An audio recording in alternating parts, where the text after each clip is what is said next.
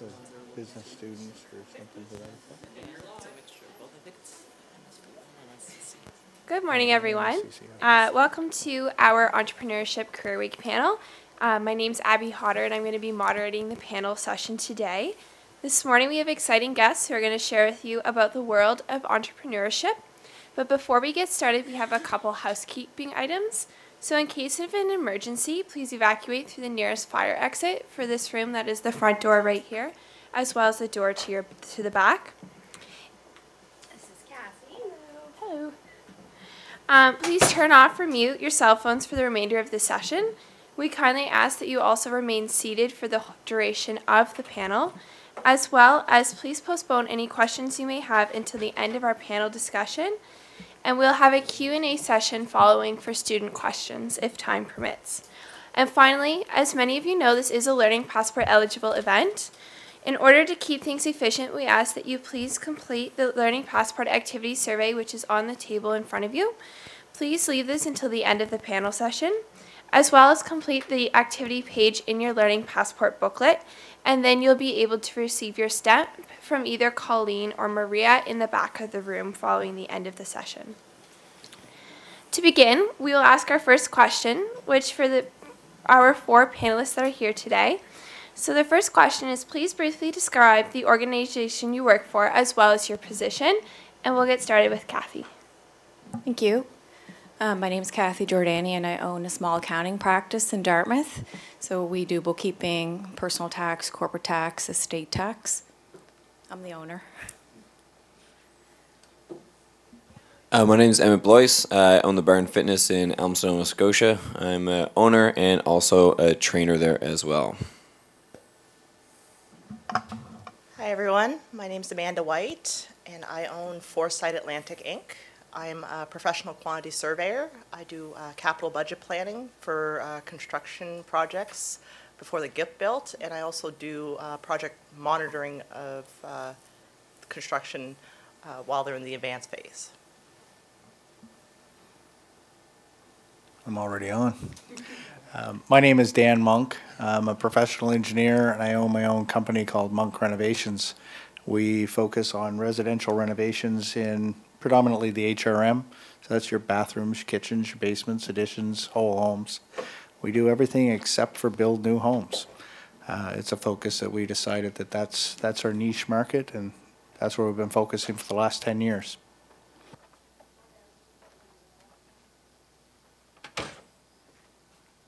Thank you. So our second question is, how has your career evolved, and are you doing what you had planned to originally do following any education that you completed? We can start with Emmett. Oh wow! I guess it's been 10, 11 years since I sat where you guys sat. At that point, I was going to join the RCMP. I was over at St. Mary's, started in business, and from there, making the switch into the RCMP, I switched over into criminology and political science. And life happens again, and next thing you know, I'm coming out and decide that's not what I wanted to do. My family has a dairy farm back home, so I went back home, worked on the farm for a while, and just one thing kind of led to another. I will say, growing up on a dairy farm, it kind of gave me a lot of responsibility at a young age. So, my father was always the boss, but, we kind of, we knew our roles there, and, taking on lots of responsibility at that young age, you kind of feel like you do work for yourself, as a young entrepreneur. I first started a company called Knights of Gore. It's a haunted corn maze out in Gore, so that was kind of my first project that I undertook. Pretty scary. I think the first night we opened, we only had 9 people. But, it's something that I wanted to do for a long time. I always found, too, that, and I'll tell this to anyone, don't chase the money. Chase what you love, because if you love it, you'll be good at it, and if you're good at it, you'll always find a way to make money at it. By the end of our first year, I think our biggest night was 50 people. And then I ran that for the next 5 years, and, putting through, a couple hundred people every single night. Some of the big nights getting close to 500. So it turned into quite a thing. But from there, I branched off into a few other opportunities that came my way. I stepped out. I did some reality TV, which opened up a few windows for me. I also opened up not sure if anyone's ever been or has done before. Anyone done tidal rafting before? Been out in the Shuby River? Yeah? Okay, cool. Well, I have one of those companies too. So, just doing the corn maze, it's kind of seasonal. So looking for something else. And I had always done that while I was going to university in the summer. So started up my own company there when I got off the show. And from there became, about, I would say, 8 months of the year I was busy, and then I was still looking for something for the other 4 months of the year. And as one company becomes successful, you're able to branch off into other opportunities. Which therefore, after I had the corn maze, we branched out. It was able to fund a rafting company, which then led to the Barn Fitness. So in 2016, I purchased a gym out in Elmsdale, something that has always been an interest of mine, but never had the money, never had the, banks, you have to realize this too, being a young entrepreneur, you're going to have a hard time getting money starting out. No one's going to want to give you money. So you're going to have to work with what you can get your hands on, and basically it's sweat equity in the beginning, just straight up hard work. And yeah, I've evolved into the Barn Fitness, which is what I do now 365 days a year, but I also still do the rafting company as well, and kind of dabbled off into other ventures. And as things get going and you find other people to kind of manage, certain positions. I have someone who manages the gym for me, the rafting now, looking at new opportunities. But, yeah, it all starts from, doing something that you love, and then, put everything you got into it, and the opportunities they'll find you.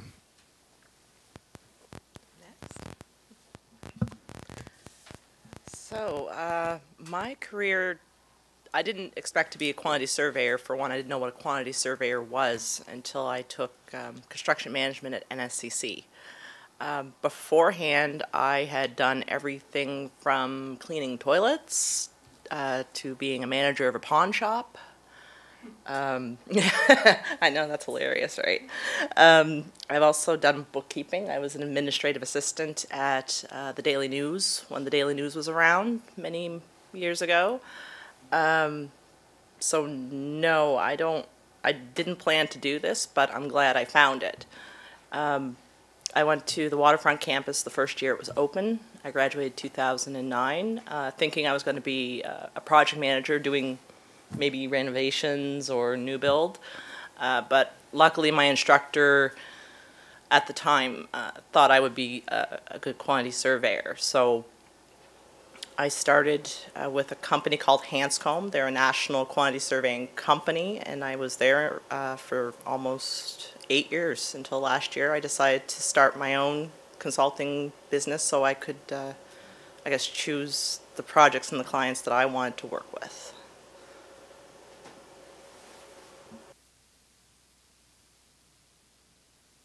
I guess it's my turn. Well, it's been a long time since I've been in your seats. I graduated from Technical University of Nova Scotia in 1993 with a civil engineering degree. If I backed it up a little bit, though, where did we think we would be? When I was 15, I started in construction, pushing a wheelbarrow on a job site, filling concrete forms. The wheelbarrows weighed more than I did. But it taught me a lot, as you had mentioned, about growing up on a farm, about hard work. My father told me a couple of things. He said, just show up early, do your job, and don't leave before you're done. Seems pretty simple. we took the same thing into my own career. Show up early, do your job to the best of your ability, and don't leave until it's done. I ran other people's companies. I've worked for Atlantic Industries, both here and in Western Canada, running divisions of their companies. Taught me a lot about business. To add to my engineering experience, came back here and worked for some company, some of you may know, a municipal group of companies, Dexter Construction, for 8 years. Great company, some amazing people that I got to work with. When I was probably in my early 30s, I really wanted to have something that was mine. I was doing well financially. I was being paid well, working with good people and good organizations, all the benefits, the vehicles, the bonuses, but it wasn't mine, and it was never going to be mine. I was talking to my nephew who was at the back today, and about if I had one regret, I left employment for somebody else at the age of 38. Said if I had to do it again, I'd just do it sooner. That's the only regret. Now, I don't know if I was ready emotionally, financially, or anything else, but I do wish I started it earlier. I'm 49 now. I've only got another 60 years to work, I think. So, time's ticking. So I started a renovation company by looking around. Obviously, as an engineer, I analyzed things. I said, what's out there that I'm good at, that I really love doing, that I can turn into a source of income? And as I seen, the construction industry, especially renovations, tends to be an industry where people don't always think of professionals. I get asked when I started my own renovation company, so are you still an engineer? I thought it was kind of a peculiar question, because no matter what your degree or training or education is in, that's always you. That's always part of you. So I bring engineering into everything I do, because that's just part of my training. We did a small survey, though, which would kind of maybe blow your minds a little bit. We did a little survey of why people hired us. And we thought we'd hear all kinds of fancy things about how good we were. Does anybody want to guess what the #1 reason why we get hired? #1 reason, we showed up. What's that? No, it was we showed up. We actually just showed up. So many people don't show up, either for their jobs or for just to do a quote for somebody. People couldn't find somebody to just show up. The second thing was the reason why they would recommend us was we did what we said we were going to do. And the third thing, we did it for the price we said we were going to do it. I said, well, damn, business is complicated. For you. For the price you said you were going to do it? Yeah, well, that's one of the things we learned, that not everybody does it for what they say they're going to do it for. Business is really, I hate to say this, but it's really not that complicated. People just want to be treated right, and if you're providing a service that they want and need, you'll do well. You just got to do it. So for myself, I started out in retail as a teenager, and at one point I thought maybe I'll get into assistant manager or something like that. I worked at a small little shop called Bargain Harold's, and they closed down, they went bankrupt. I found that very interesting as to why they went bankrupt, and it kind of piqued my interest as to, how can a company that is all across Canada go bankrupt? And come to find out, it had to do with their inventory management system. So at one point they had implemented point of sale, so scanning every product with the UPC code. However, they hadn't implemented that system in every store. And someone at the top decided it was time to refresh the look of Bargain Heralds and make it look really good. And they went to the bank for a loan with their financial statements. And on their financial statements, their inventory said they had X amount of dollars that could back up that loan in case they couldn't repay. Well, unfortunately, because they hadn't implemented that system across each store, they actually didn't have that much inventory, and they had to go bankrupt. So that kind of piqued my interest as to numbers and what financial statements can tell someone that runs a business, how important it is to know what those numbers are. And so I took accounting at NSCC, and I worked in an accounting firm, small accounting firms, being exposed to various industries of businesses and getting to know what numbers were really important to certain industries. And I found that fascinating. I continued my studies, and later in my life I decided I should probably get an accounting designation where, you know, they actually, when you graduate and you have a BCom or, you know, business management, that may not take you all the way to the top. And so with an accounting designation, people look at you differently, even though they're just letters, and you may feel that you have the skills and you were trained just like someone else with those letters. They actually help you to get a better job, and they also help you to be better in business. So I went back, went to St. Mary's. I took their Masters of Business Administration and their combination program for CMA, Certified Management Accountant, and I finished that, and I started late in my 30s.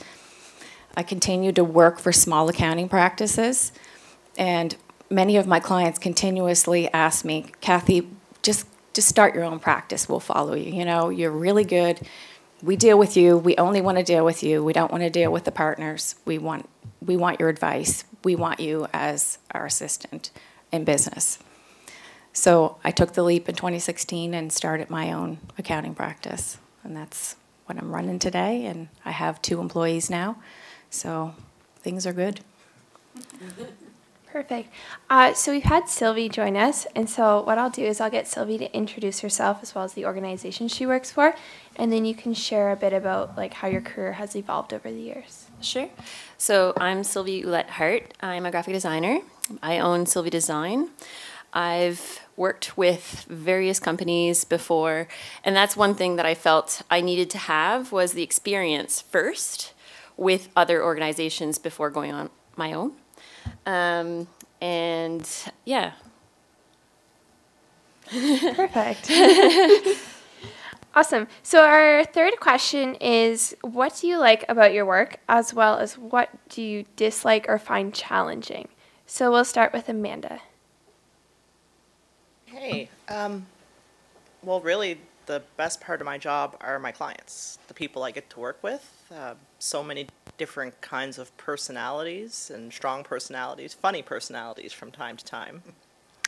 I like the projects, and it's always something different, no matter what anybody tells you about projects and having, you know, common, you know, costs per square foot. Every project is different, so I find that really it just goes towards my professional development, getting to see something different every time I start a new project, even though I'm using the same principles every time.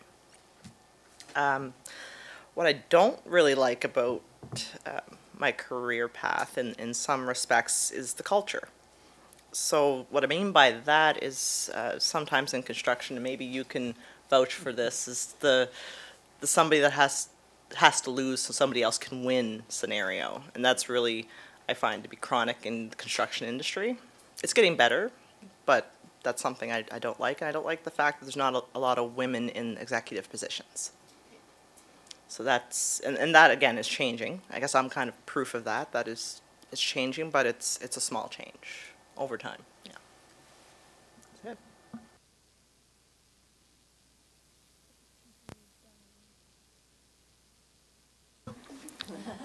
I don't mind talking. I can talk all day. Thing I find rewarding, I guess, I had to identify this pretty early in my career as I was, you know, recruited by companies or was applying for positions with companies. As a young professional, what did I want to do? And there were a lot of there actually were a lot of opportunities. but I had to decide what I really wanted to do. And what I really wanted to do was I wanted to see things from concept to completion. So for somebody in construction, they wanted to see the dirt turnover and then take the picture with the client at the end of the job and say, wow, that's what I did, or that's what I've accomplished. For me, that was what was exciting. The challenge, don't take this the wrong way, but it's people, period. It could be employees, it could be clients, it could be suppliers, it could be somebody's own personal situations. They make business more difficult. You know, the person who calls in sick, or the person who needs personal time off, or the client who maybe is unreasonable. It's people and personalities, and learning. I often say anybody who takes any career training at any of our community colleges or universities or what have you, we should have like a psych minor, maybe, just to deal with employees and clients and everybody else who comes into our business. And that doesn't matter what business you're in. We're all in a people business, unless you're locking yourself in a cubicle, and that's just no fun. So I would say advantages for sure. So my background is I worked with Irving Oil. I've worked with the government, and I've worked with an agency-style company before. So I've always worked with one brand, which is fun because you get to know that one brand, and you get to really dig deep and make sure that the values of the company are out and exposed, and you get to really learn the message. But then you also, it's always the same thing. So though, yes, there are different messages that are important at different times, there's still a lot of things that are repetitive. So owning my own business and working with a lot of different companies, I get to work with I get to relearn, I guess, everything that company is. So though, yes, every company needs to have the same standards in their branding, their same kind of, but their message is different. So I've worked with companies that are scientific companies.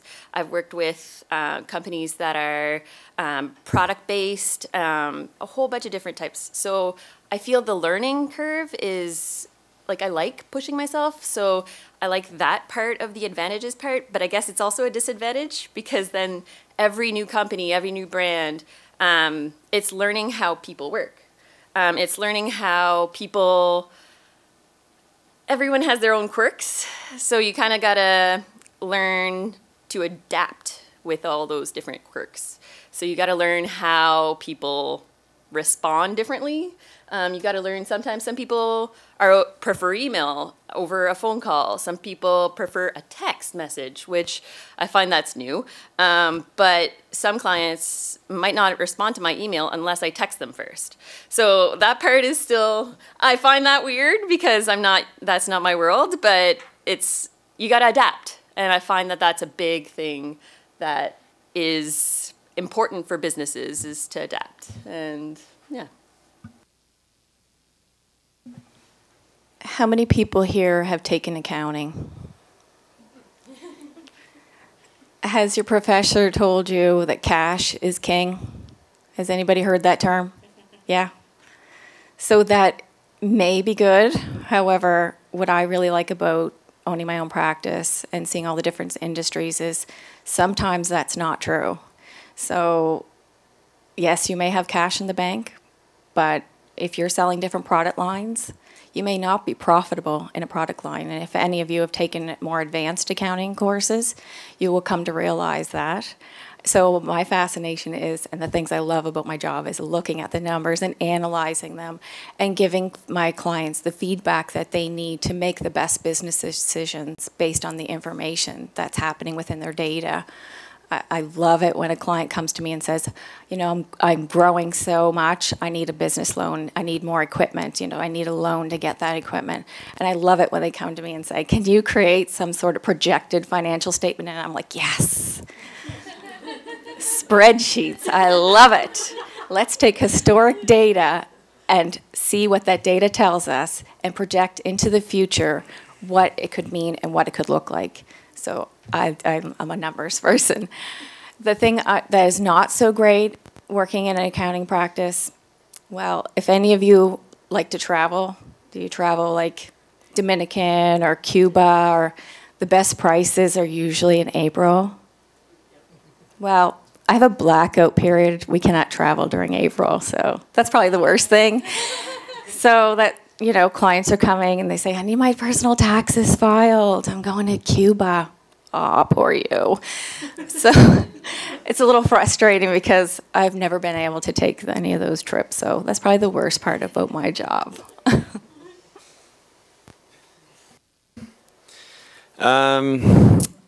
Best part, worst part, same thing. People. People suck. I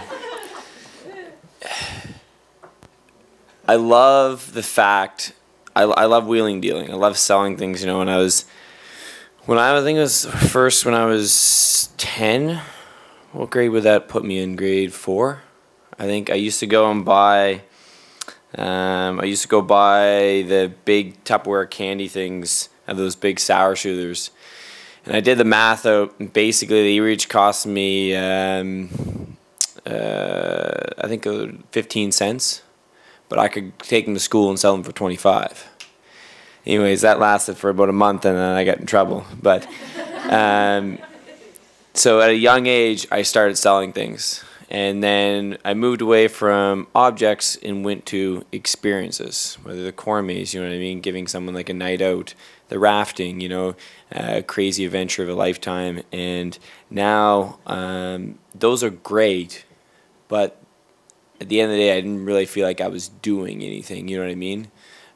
Opening up the gym, you know, to be able to take someone who's struggling in life with something that, you know, they haven't been happy with, and to transform their life, you actually, now I get to feel like I make a difference. So this is the one thing that I do. Like, don't get me wrong, I love the corn maze and I love the rafting, and people are happy too, but the gym is one thing that I feel like I actually make a difference. So I love that. I love that feeling. And but yeah, get prepared.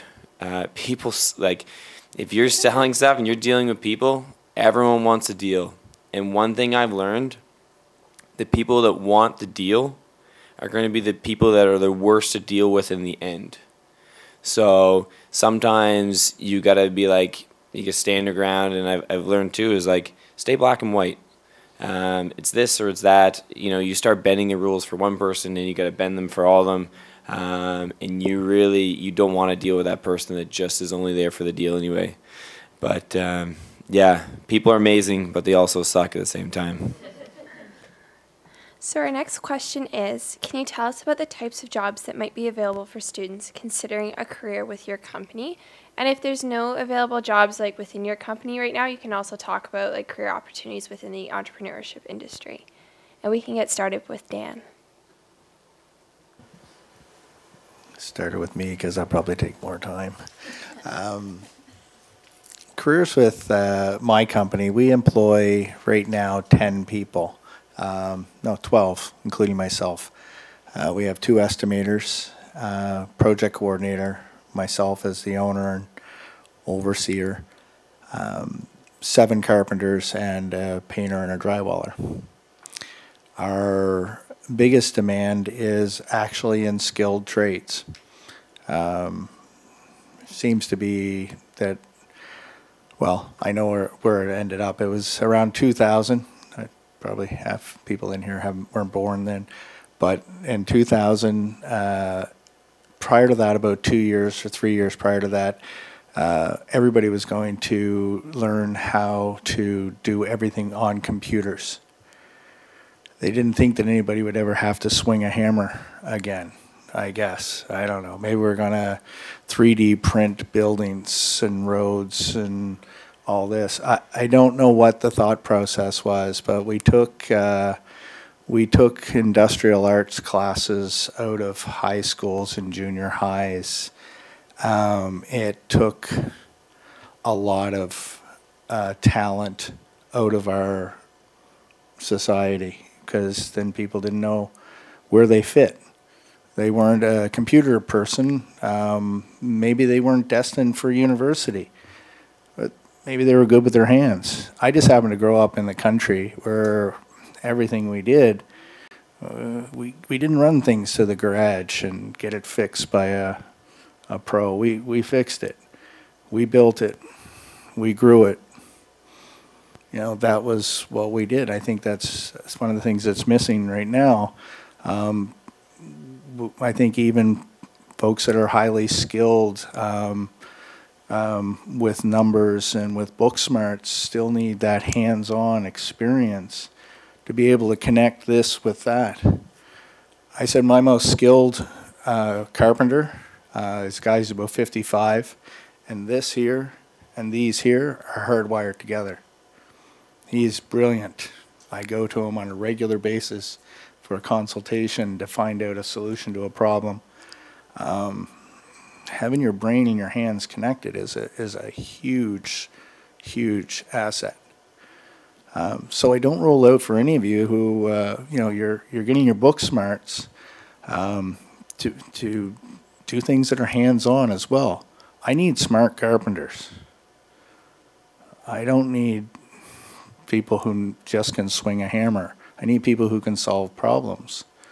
I think everybody up here, like when we talk about people, it's because a lot of people don't want to solve problems. They just want to, oh, I'll do my job. But almost every job nowadays is becoming more and more complicated, more and more complex, and you need people skills. You need problem-solving skills. Every one of my people deals with clients every day. So in my company, yeah, could I hire another estimator? Yeah, but I need 5 more carpenters if I hire an estimator. So you kind of see the pyramid there. For every one person here, you need 10 skilled people down here to, because they're going to generate that work. I hope that answers the question. So for me, it is just me. But I also have another business that I work with photographers. So they do the photography part, and I make sure that, 1, I do the image editing, and then 2, there's a lot of different things for different events and things that they would need. So for me, it's more of a resource, sharing resources. So people, if they did have a 3D printer and they would be open to work with me for that. There's other things like that, but it depends on what you can do with resources. But for entrepreneurship kind of advice or resources, for me, I would say resources would be to make sure that the internet helps a lot with various skills. If ever you're freaking out about anything, you can definitely look online and find something at least to guide you where to go. Yeah.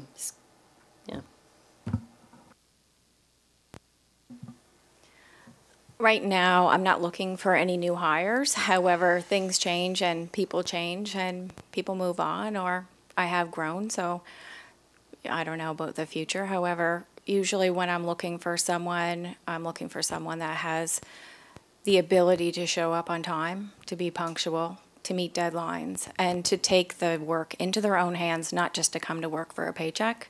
So to really care that the client's needs are met, that is very important to our company. If you are seeking to get into accounting or bookkeeping, I must say I have been doing this since 1993, and there are a lot of people that think they know everything, and there's no such thing. So when it comes to taxes, taxes change consistently every year, and within the last 3 years, so significantly that it's been very stressful on a lot of accountants. They've made so many changes to small businesses and personal tax changes that it's really difficult to keep up. So if you are going to get into accounting and tax, you really need to realize that it's a lifelong learning thing. As a designated accountant, I am required to keep up with professional development studies, so I am required to have in-class time. If you decide not to go down that route, I'd still recommend that you do seek out additional courses and training just where it's ever changing. And within the accounting industry, things are rapidly changing. So it's a possibility within the next 10 years that bookkeepers could become eliminated. Right now, we've actually brought on a new product into our firm, and it actually, you can use your smartphone, take a photo of it, it reads the vendor name, it reads the invoice number, it reads the total, it breaks out the HST, and it guesses what expense account that is. So it's a possibility that if you're seeking bookkeeping as your future career, that you may have to get on board with learning new softwares.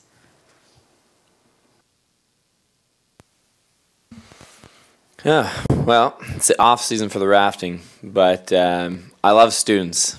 Love you guys. So I employ between 6 and 10 students every year. Actually, one of them goes to the Mount right now.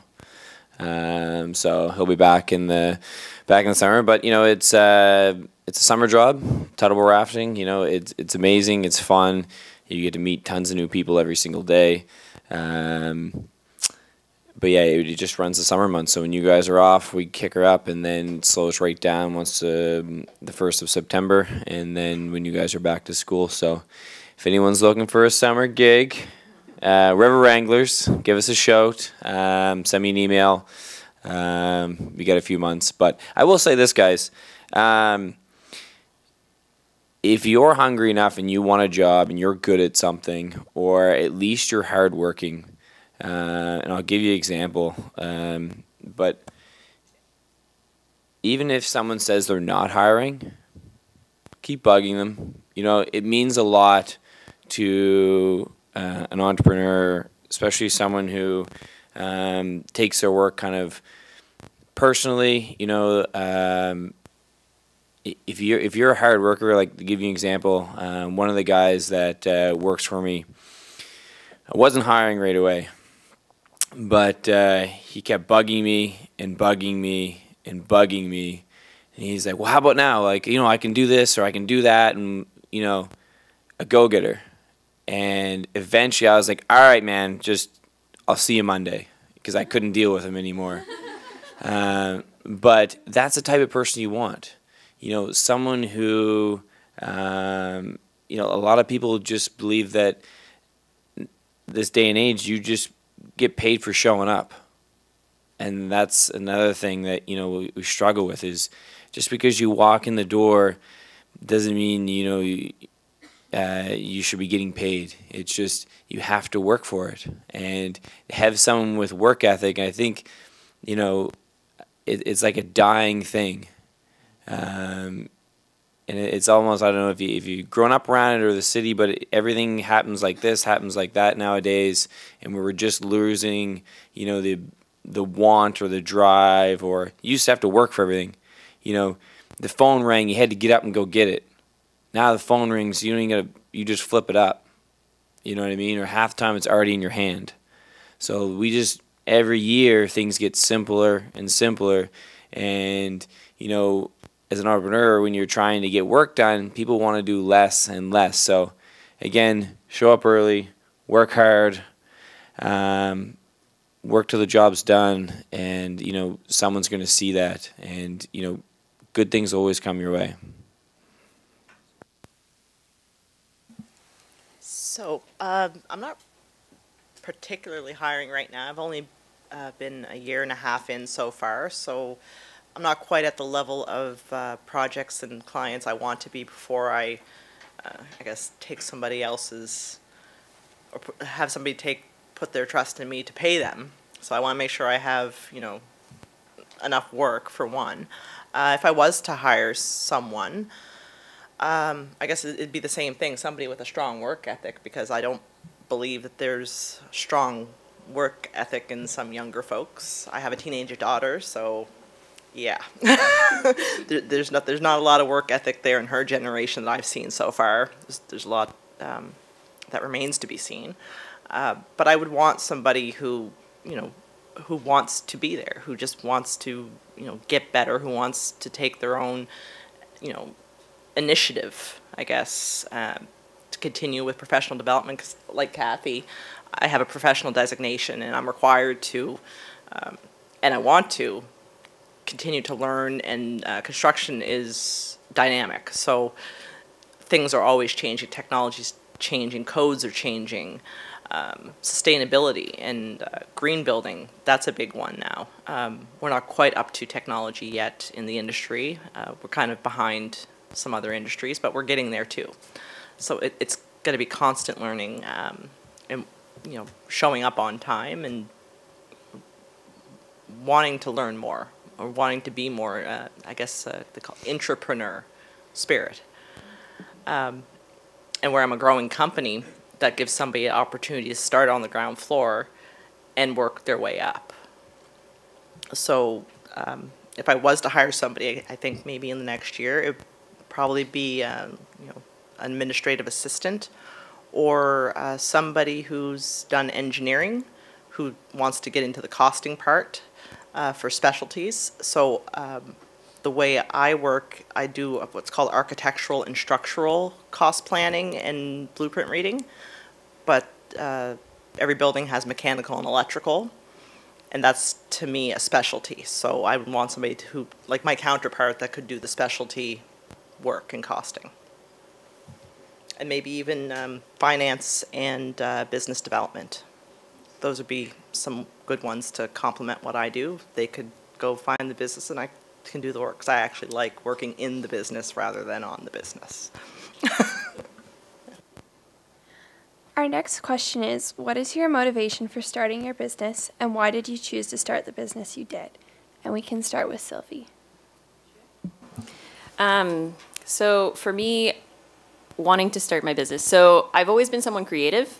I actually met an illustrator when I was 10, and they actually told me not to be an illustrator, that if I want to, that I should actually work my butt off. And so I took her advice and got into every single art contest, every single art program in my, so I'm from New Brunswick, so there was a lot of different art stuff. I was the only, I think at the time I was 11, and I was in oil painting with a bunch of people that were mostly retired. So I always made sure that I would keep growing my skills, keep growing as an individual within the creative. And then it was actually through co-op that I learned more about graphic design. So in grade 12, I had an opportunity to work in the hospital as a graphic designer there. And I learned about, that was the only place that I've ever learned about trades back then. This was in early 2000s. So it was all about hands-on and all that kind of stuff. So I learned a lot about just having that opportunity to just explore a whole bunch of different careers. So that way I got to be a graphic designer, see what it was like. But it's a very competitive industry. So if you have a creative output at all, I don't know if I would recommend it, actually, because it's quite competitive. So I think if you have a creative bone out there, I think I would probably look into different opportunities that would be creative still. But if you are interested in graphic design, I would say it's a lot of work, and the more work that you put into it, and I think that goes for pretty much every industry. If you really want to succeed, you really got to put a lot of effort into it, and you got to show up, you got to put the work in, you got to put in the quotes, put in the estimates, keep following up. What was the other part? why did you choose to start the business that you did? Yeah, so I just wanted to make sure that I still had something creative, because I did do administrative work in my in-between while I was freelancing and doing administrative work. And I realized that I needed to go back and do something creative, because for me, it wasn't necessarily rewarding when I could do something that is extremely unique versus something that is very much more regimented. So that's why I chose my field. For me, in accounting firms, if any of you choose to go that path, you will be required to mark at least 15 minutes of your time on a consistent basis. So what have you done for 15 minutes, the next 15, the next 15, until the end of the day. And with that, of course, there's monitoring of your profitability as an individual employee within an accounting firm. So for me, I found it very frustrating where my position in my last job before I started my own business was looking at the profitability. However, I was also having to do business development. Well, how can you be chargeable and profitable if you're doing business development is my kind of question. You want to bring in new clients, but you're not working on any clients to bill out any time to make the company profitable. So for me, I found that very frustrating that you still had to be profitable, which meant you had to work extra hours outside of everyone else to be at the right chargeable profitability rate in comparison to all your other colleagues. So I took a look at it and thought, I don't want to do this. I don't want to work for someone else and someone else telling me that 80% charge out rate is not enough when I've just brought in $20,000 worth of clients. So, and why am I bringing them in? You know, I'm bringing them in for who? And do we have the same values? So a lot of it was values. My relationships with my clients I valued. And as Amanda had indicated about intrapreneurship, I really was an entrepreneur with every job, every accounting firm I worked for. My responsibility to my client was of the utmost importance. I didn't need a pat on the back from my employer saying, "Great job, Kathy," because my clients did that to me. They came to me and said, you know, "Great job. I really appreciate this." So for me, it was more values and how did I want to actually work? Did I want it to work underneath someone else, monitor this time? Yes, I do monitor my time in my practice, but it's for very different reasons. And I realized that the relationship building with a client is more important than profitability. I think the motivation,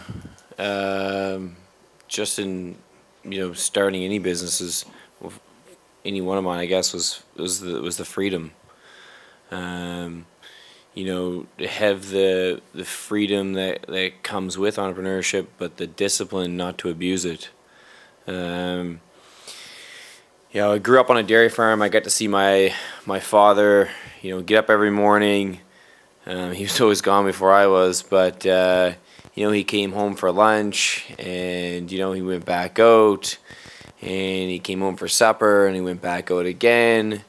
It just always seemed like he got to make the calls. He was always coming and going as he pleased. Now there's lots of stresses in owning your own business, but I guess having that freedom, and the difference is when you're an entrepreneur, you work for yourself. So if you're unsuccessful, it's probably due to something that you did. I look at people who have failed businesses, and I have some friends that they tried to make a go at it, but it didn't work. But to me, it was never going to work from the get-go because they didn't have the work ethic. They cared more about going out on Friday and Saturday night than staying in and getting everything done in time. And because they decided to go out on Friday night, well, things weren't done in time on Monday, people weren't happy, people stopped using them, and then eventually you get a bad name and they went out of business. And it goes back to find something that you love. Because if you love it, working isn't working anymore.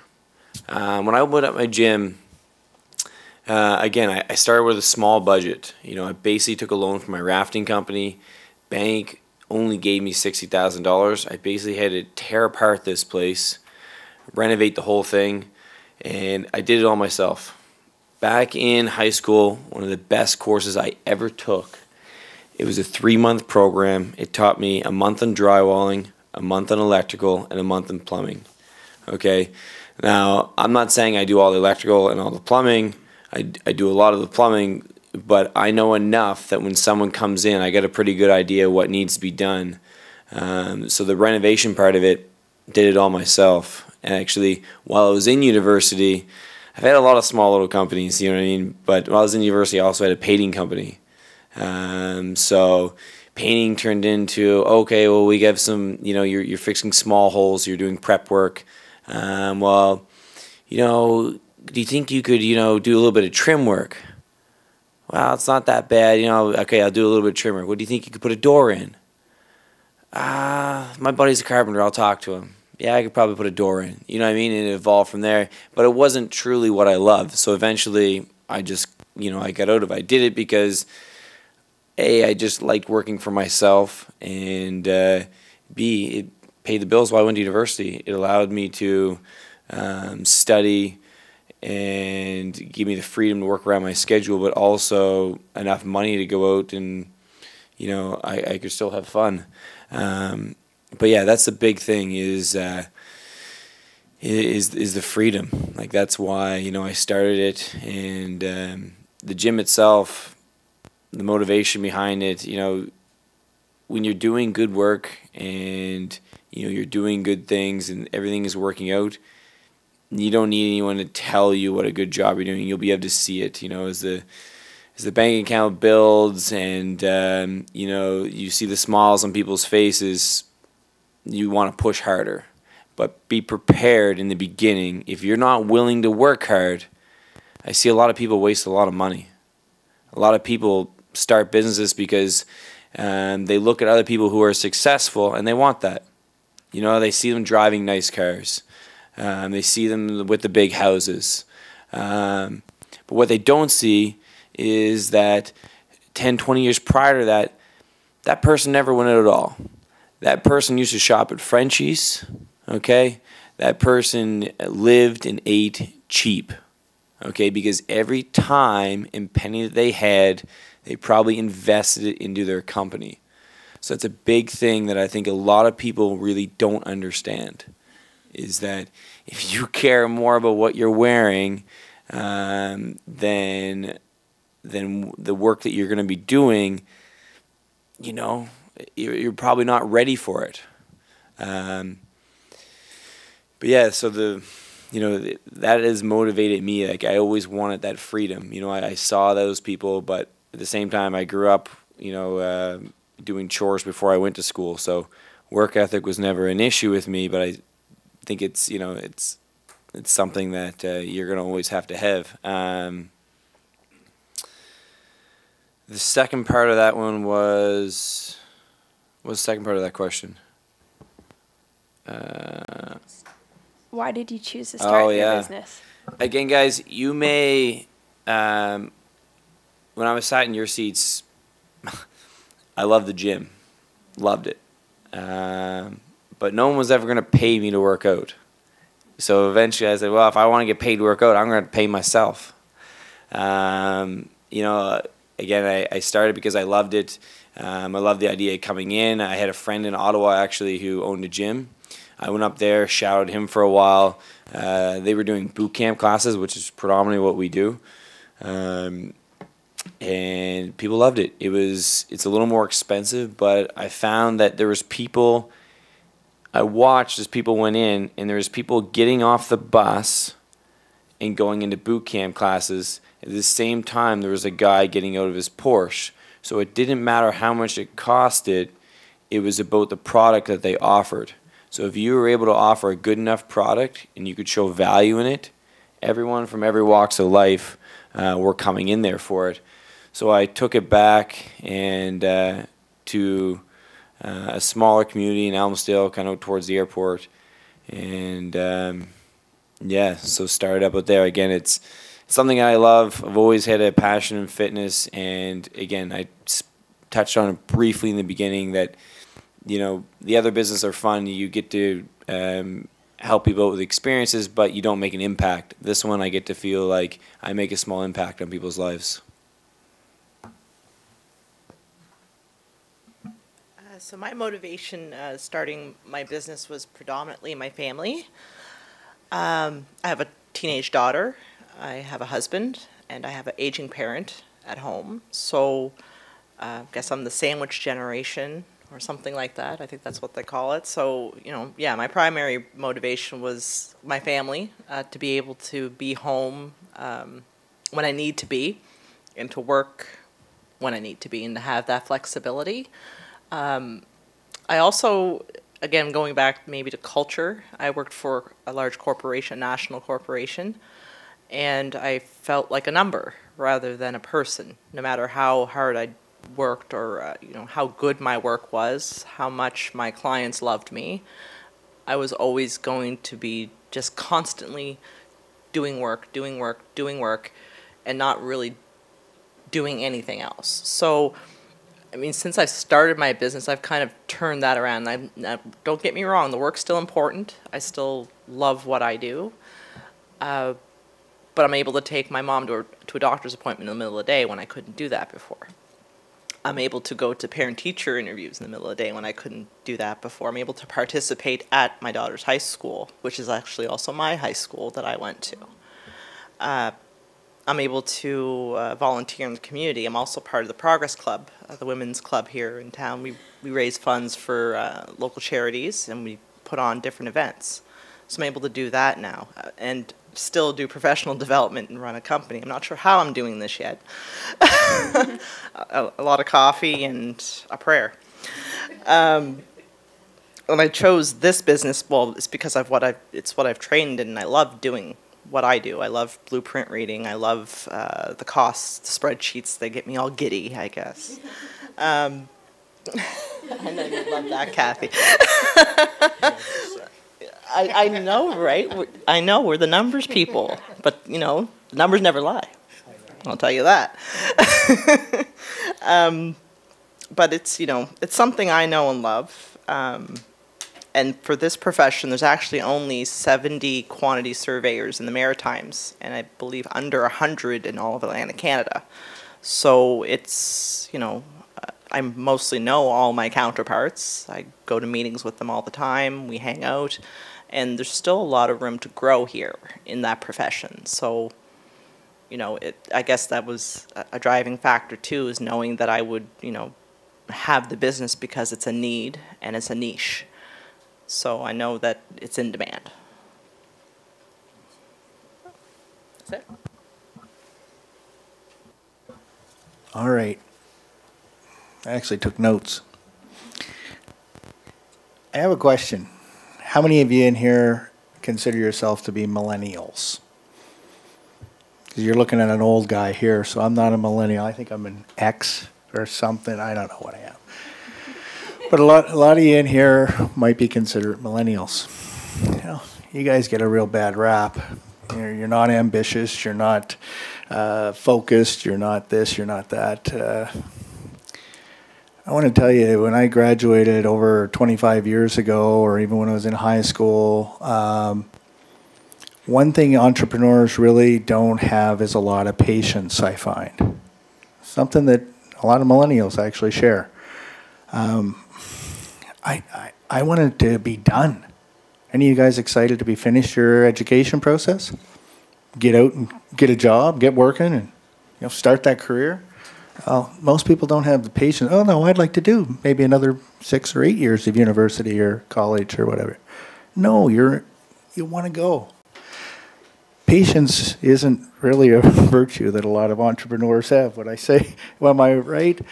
We want to see things get done. And we are willing to put in stupid hours.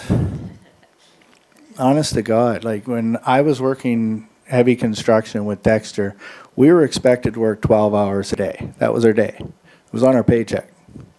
You're hourly rate was based on a 12-hour day. I ran a division that started working 24/7 in May, and we shut down the plant at the end of October. And then we only had to work 12 hours a day. It was just the way we worked, so you were on call. So I was used to working the hours and growing up in the country and working after you worked. But when you start your own business, it's just a different fire that drives you. You end up, you know, you're 2 o'clock in the morning still working on that proposal, and you're getting up at 6. And it's okay. And you're not getting paid to be up at 2 o'clock in the morning. You know, you're the last one to be on the job site when everybody else is gone, and you're sweeping the floor for a client. You're never too big to do the smallest job, right? It's just something totally different about owning it. And I know a lot of really good employees who own their jobs too. They really work hard at it. So I don't want to beat up on employees because I need them. All entrepreneurs do. The other thing I just want to touch on is anybody in here afraid of sales? When you hear the word sales, does it give you a shiver down your back, or do you think of plaid pants and car sales, things like this, you know? For me, sales has always been the key. If you have a big plant that produces widgets and nobody sells the damn widgets, the plant shuts down. If nobody markets your business doesn't exist. Somebody's got to sell it. And I would say you're looking at 5 salespeople up here. We're entrepreneurs, but we don't sell our product, we're not in business. So it all really does start with sales. I loved your example of selling the jawbreakers and stuff. I have a similar one. I actually got kicked off the bus for that. Different time. But you know, I think when you look back at yourselves at your age right now, and you think, am I willing to do sales? That'll make you an entrepreneur, because every entrepreneur is going to sell. You have to.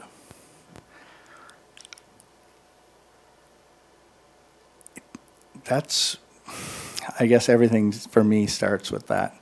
Starts with sales, being willing to work. I get just a little quick story here. So my son came home. He was quite young. He was probably only about 5, and they were learning how to tell time on an analog clock, right? So he comes home and he says, Dad, how many hours a day do you work? And he already knew the answer. He goes, you work about 12, right? I went, yeah.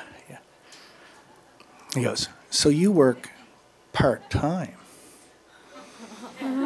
Because he learned there's 24 hours in a day. And I thought, brilliant. Because you know what? You don't have to jump into the deep water and start your business and quit your job. You can have a job and start a business. Just you choose sleep or partying or something like that over starting your business. So you might work 8 or 9 or 10 hours a day for somebody else to support your business, but you still might work 4 or 5 or 6 hours after that to build your business. For me, it's built a lifestyle. It's allowed me, I love your example of the family. You know, eventually I got to retire, I think. But really it's about developing a lifestyle where we can actually have a company that thrives and grows on its own with my guidance. I also grew up in a family that worked heavy construction, so picture this, getting laid off every year just before Christmas and going back to work in May. Talk about a roller coaster for finances. One of the things I didn't ever want to do, I didn't want to have that roller coaster. So I work really hard, and so do the rest of my people, to make sure that we try to keep as much consistent work throughout the year so that we never have to have anybody laid off. It's kind of a cycle here in the Maritimes, but I'd like to see that reduced for sure.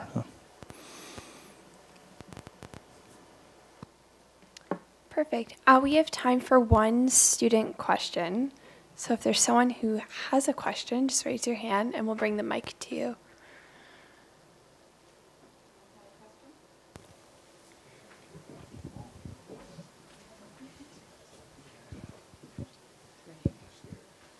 So you guys were talking about like how the changing in technology has affected the employment process and then like the employee style and the hiring process. So for example, softwares like database management, it's like really useful and it's been like getting used in like most of the firms. So how did that affect your firm in a way that like, you know, you guys are like prepared to not hire right now, or like you guys are like forecasting that still? Do you mean using the softwares? And Yeah. Okay. Well, for myself, I realized that we have to stay up with technology, and I brought it in full force as soon as I possibly could, and training people on it right away. I don't want to be left behind because I really feel like automation is on its way. Artificial intelligence is going to end up taking a lot of careers. So I implemented as soon as I possibly could. Yes. For me, technology's changed in the way that, well, for blueprints, it used to be, you know, a big set of plans, you get your scale, you're doing the takeoff, you mess up, it's over. You have to go back and remeasure it all over again. So for me, I've got a digital program, and I use databases to keep track of historical costs. That's half of what my business is kind of built on. So it's funny, actually, the initial cost was a hard one to swallow up front, but it still needs improvement. Like I was saying, construction in that industry is not really, I guess, as forward. It's coming. It's going to come, but it's not really as, you know, as, to the level where I'd like to see it to be even. And I'm, you know, I guess I'm an Xennial. I'm not sure if that's the right, that Xennial. I'm smack in the middle of, you know, the two generations. So I learned technology as it was coming out, but I still have the old school mentality. Like I still have my set of scales. They're still sitting there, and I still print every set of blueprints I get in case the power goes out. So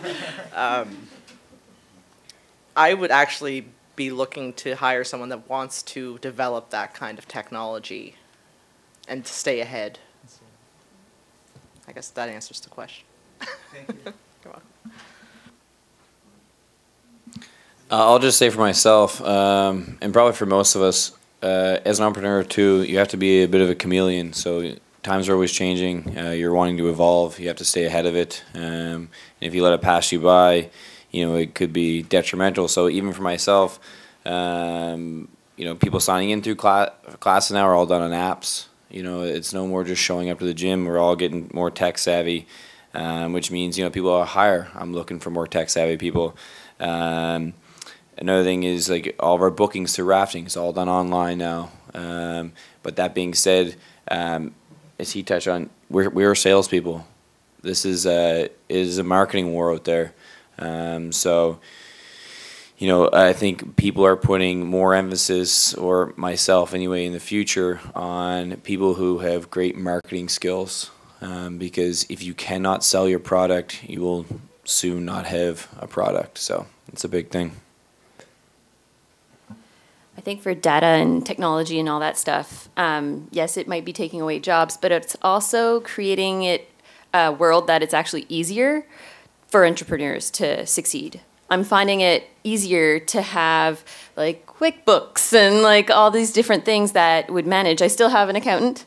I still 100% agree that that's important. And I think that as little jobs might be getting out, tech industry, there's a lot of stuff for entrepreneurs. If you have a good service, if you have a good product, it's actually easier to get out there because of all the different things with technology. But the thing is, you also have to keep adapting and you have to keep learning. And as something comes out and there's promise, it's not a bad thing to dabble and listen and hear and go through all the different things to see if it's valuable for your business, and then keep learning and growing. And if there's someone that is an expert, then there's always an opportunity to get into business with them. So technologies, yes, there are downsides, but I think there's a lot of upsides, especially for entrepreneurs.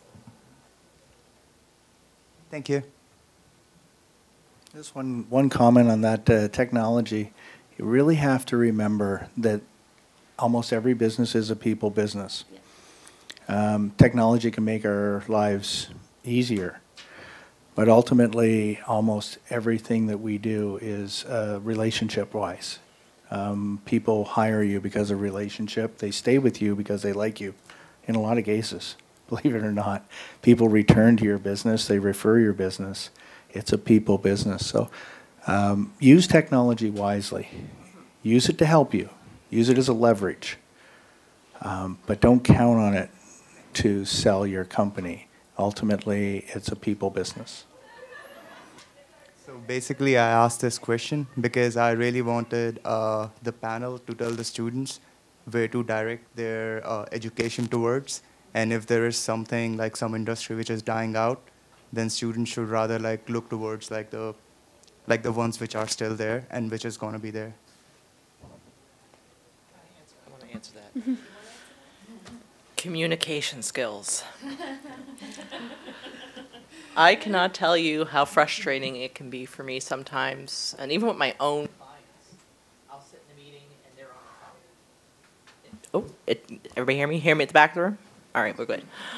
But yes, I'll be in meetings and people will be on their phone, and it drives me crazy. Like they're looking at the screen, or they're texting you or emailing you, and incessantly, instead of picking up the phone. Instead of having a conversation, or hey, let's go for coffee, let's go for fish and chips, something. But it's communication. That, I don't care how far technology goes, communication and connection is always going to be king, always. That's never going to die. And those are the people who are going to succeed, the people that can talk to people. So that's where to focus. Stay there. It's the old thing, and it's going to be the new thing. It's going to be the future. It's always going to be, because everybody's forgetting that, right? So if you can communicate, you're going to have the edge. I do agree with that, and I also agree that technology has its role in every career and every industry. However, it can be very dangerous too. So as an accountant, I am responsible for privacy and personal information. And I have seen many people sending information via email, which has personal information, date of birth, social insurance numbers. And within my firm, I stick to the PIPEDA Act, which is the Privacy Information Act. And I have a secure share file server made by Citrix, because you're wanting to know about softwares and what you should probably get to know. And they are data encrypted, just like bank encryption. So we do take care of making sure that these softwares that we use are, the databases are located within North America, which is part of the PIPEDA Act requirement, and that the information is being sent to clients securely. I can't ensure that all the clients are going to upload their information to me securely, because I do have some older people that, I can't get in there. I can't remember my password. So there is some of that. However, on my end, we are making sure that we are staying on top of technology and our responsibility with it. Thank you. So that concludes our panel for today. Let's give our panelists a big round of applause. If you're looking to have your learning passport stamped, you can have it stamped at the back of the room. And if you'd like to ask further questions to our panelists who have time to stay behind afterwards, you can come up to the front and they'd be happy to speak with you. Thank you.